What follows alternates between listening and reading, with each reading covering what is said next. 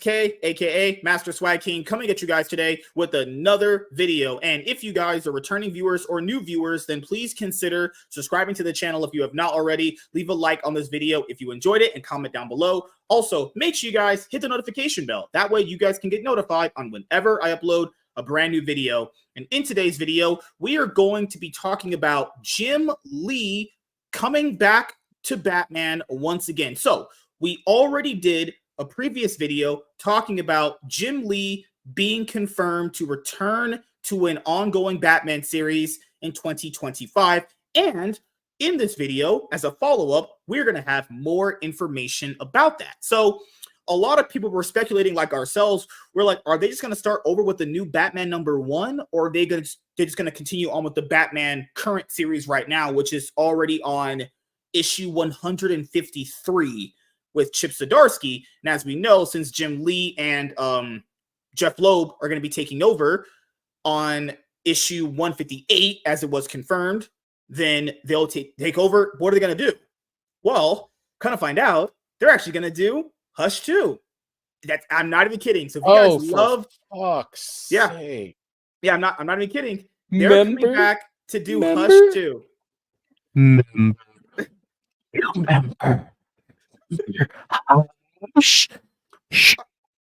Hush.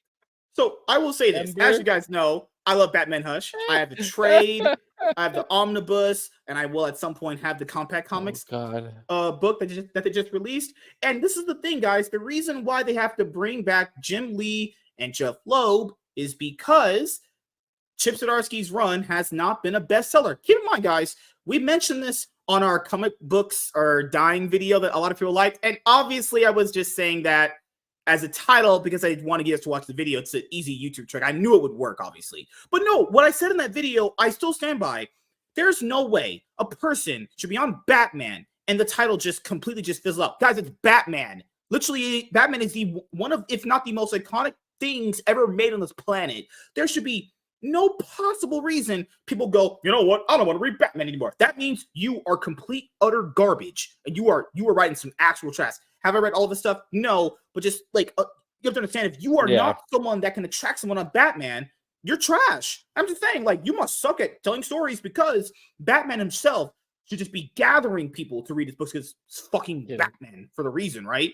Like, the same thing with Zeb Wells with Spider-Man. There's no reason why Zeb Wells should be writing bad stories on Spider-Man, because Spider-Man just gets so people, obviously.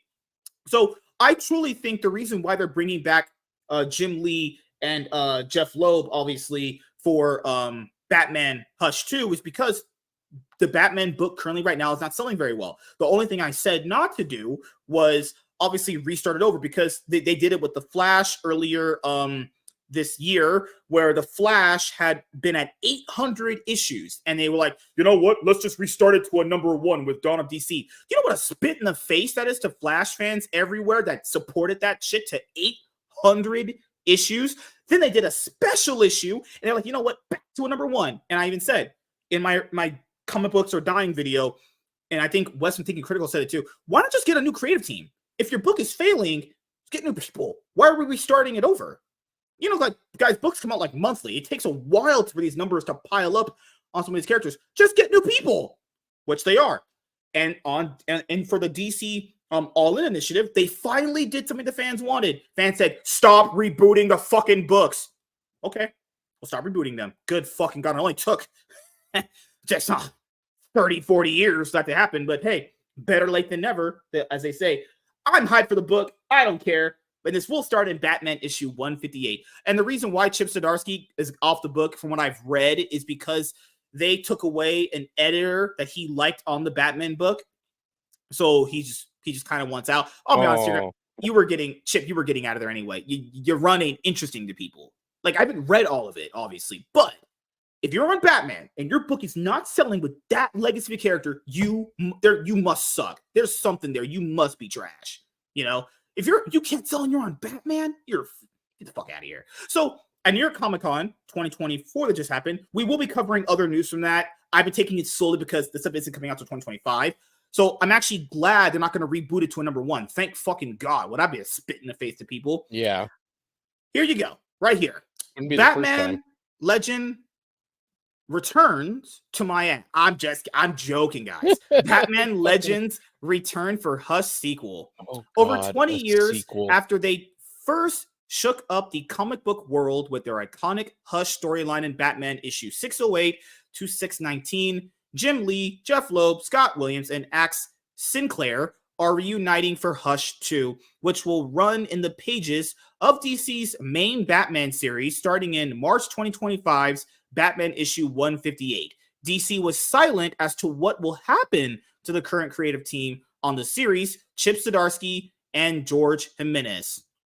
The announcement was made at New York Comic Con's Jim Lee and Friends panel and included some sample art from the project, which I'll show you guys in just a moment, as well as a reveal that there will be a special prelude to the upcoming series in the first issue of Justice League Unlimited, which is due out at the end of next month. So for Dawn of DC, if people don't remember, what the fans got mad about is there was no Justice League book. I don't care if we're all dead at one point. There should be no time in DC Comics where there's no Justice League book going on. I shit you not, in Dawn of DC, they literally tried to basically replace the Justice League with Titans, and it's like, I like Titans, I like Beast Boy, I like Robin, I like Raven, I like Starfire, I like Cyborg, but not Justice League. So they're bringing back Justice League. It's going to be called Justice League Unlimited. It's going to be written by Mark Waid with art by Dan Mora. So that's where Justice League is finally coming back. And Aquaman comes back as well. What's Hush about?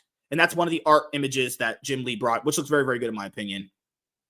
The original Hush saw really that the original Hush saw Batman running a gauntlet of his iconic rogues gallery, with it becoming clear that everyone, the villains and Batman himself, was being manipulated by a mysterious new villain known only as Hush, a villain with bandages covering their face to obscure their identity. In the end, Hush was revealed as Bruce Wayne's childhood friend, Thomas Elliot, who had always resented the Wayne family after Bruce's father, Dr. Thomas Wayne, had saved the life of Thomas's mother when Thomas had attempted to secretly murder her as a child. In effect, Elliot was the opposite of Bruce Wayne. He was supposed to use his fortune and brilliance to power his obsession with evil, and his defining moment was his parents not being killed when he was a child. Like Bruce, he was adept at wearing a mask among other people, as he seemed like a decent humanitarian while actually being a villain. When he learned from the Riddler that Bruce Wayne, who he also hated for getting to live the orphaned life Elliot has wanted, was Batman, he decided to destroy Batman's life through an elaborate plot. From the sample artwork that Jim Lee revealed during his panel, it appears that Hush's return will involve his continued manipulation of Batman and the Bat family of heroes, as one of the pages shows Hush using chess figures of the various Bat characters. I have the image for you guys right here. Here it is. There you go. You can tell it's still being inked and illustrated and all that shit right there. So yeah, there is Hush with a chess piece right there, potentially going after said Bat family member. All right. And then keep in mind, this is gonna start from Batman issue 158. So we're on issue 153. Batman as a book will not be I think it was a monthly book, or it's going to be a bi-monthly book going forward. I forgot what we had said in last video, but I think they're going to be slowing down, pushing out a Batman book. And as you guys know, people are looking forward to Batman as a book because Detective Comics, well, let's just say no one really gives a fuck about that anymore. So recently, Tom Taylor has took over being on Detective Comics, honestly. So let's hope he can push some light into that. So yeah, here's the other promotion for it. It's like a t-shirt and everything. In addition, DC will be releasing face mail editions of the original Batman Hush storyline, beginning with January 2025's reprintings of Batman issue 608 and 609. Face mail editions are those big giant size like cardstock. You guys ever seen like giant size Yu-Gi-Oh cards? It's like that, it's obviously way smaller. They did it with Superman fighting Muhammad Ali. They did the first appearance of Batman in Detective Comics issue 37 appears in first, or 27. So yeah, that there as well. So yeah, there we go. That's the big reveal. Jim Lee, Jeph Loeb coming back for a Batman Hush sequel. Chip Zdarsky's time on Batman is over because his Batman books aren't selling the numbers that DC obviously want. Oh yeah. It's going to start at issue 158. They've already talked about, as you guys know from the last video, just to reiterate it here, they already have Jim Lee already doing art on books ahead, because as you guys know with Jim Lee, I love the guy. They better hope. I love the guy, but he has similar work ethic to like EVS. So make sure that guy is way ahead of his work. So that's the thing. That's why they probably aren't talking about what's going to happen with the creative team after this. Loeb and Lee aren't staying on this book. Oh no, this is just to reinvigorate sales for Batman. That's all it is. Yeah, this is a one-shotter. But the other thing is like, this is the sad thing about it. It's like Hush was kind of presented as a very interesting character when he was presented. But this is a really bad habit that Batman editors have had for a minute. Mm-hmm. Now, when it came to Bane, they were able to. Bane was like able to get ingrained in the zeitgeist of Batman. He may have been something of a later ad, but he's forever an iconic Batman villain. Nobody other than that story, that very precise collection of issues, ever talks about anything that ever happens with Hush anywhere else ever. They never really did the character justice, other than the one story where he debuted. After that, I'm sure he's been in shit, but you have Paul Dini's Heart of Hush, which is a sequel that I liked personally, but it didn't take off very well. And I remember they originally tried to decanonize the Hush story. Well, I mean, MSK, they decanonized every fucking thing. Oh yeah, after Hush. Right. No, originally it was supposed to be a one-shot kind of ongoing series until it wraps up, but Jim Lee wanted it to be a part of the main ongoing series. Yeah, and that's fine. They introduced a new villain. It was very interesting at the time, but it never stuck. He never became iconic. Mm-hmm. The story is very well known. I don't know that I'd call the story iconic, but it's a great story.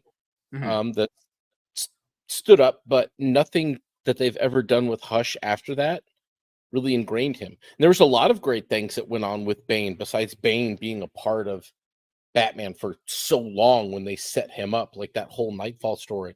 But Bane would show up at other times to really kick ass. Yeah.